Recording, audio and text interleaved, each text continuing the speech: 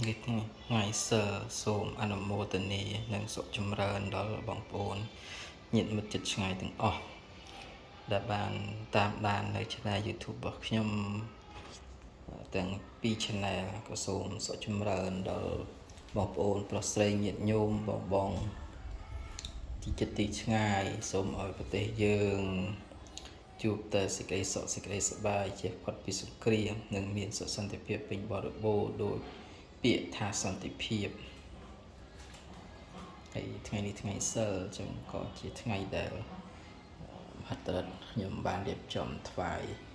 ផ្លែឈើថ្វាយអីជូនដល់នៅវត្ថុស័ក្តិសិទ្ធិទេវតាម្ចាស់ទឹកចាស់ដីដែលគ្រប់គ្រងថែរក្សានៅប្រទេសខ្មែរស្រុកខ្មែរទឹកដីអង្គរក៏សូមឲ្យសុខសប្បាយគ្រប់គ្នាជួបតែសេចក្តីសុខសេចក្តីសប្បាយតិចតិចជំរុងចម្រើននៅក្នុងគ្រួសារធ្វើម៉េច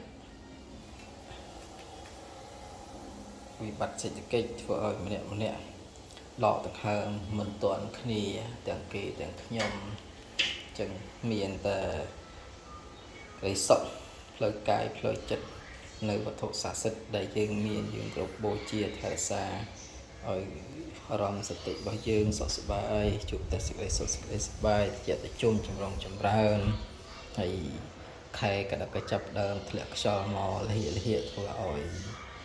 សុខភាពរបស់យើងក៏មានការប្រែប្រួលទៅតាមអាកាសធាតុអញ្ចឹងសូមថែរក្សាសុខភាពទាំងអស់គ្នាឲ្យបានសុខចម្រើនឲ្យបានសុខសប្បាយកុំឲ្យមានជំងឺឈឺស្កាត់អីកាលណាតែឈឺស្កាត់គឺត្រូវការចំណាយលុយចំណាយកាក់ហើយតែអត់ចំណាយលុយគឺអត់ជាទេដូចខ្ញុំការនៅធ្វើការគឺកំរណាមិនដែលស្គាល់ពាក្យថា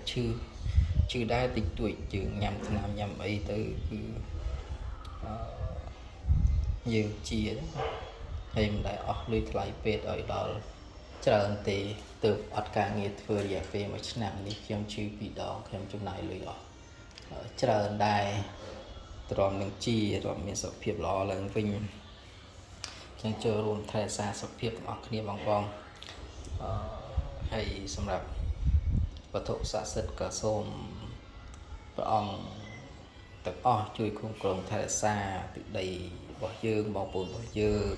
ឲ្យមានសុខភាពល្អនិងរកស៊ីចម្រុងចម្រើនទាំងគេទាំងខ្ញុំជួបតែសេចក្តីសុខសេចក្តីសប្បាយតិចតិចក្នុងគ្រួសាររកស៊ីមានបានតិចតិចណាបាទហើយអត់មានរបស់អីជាវទេព្រោះអស់ហើយអត់មានរបស់ជាវជួយមកបងទេភាសា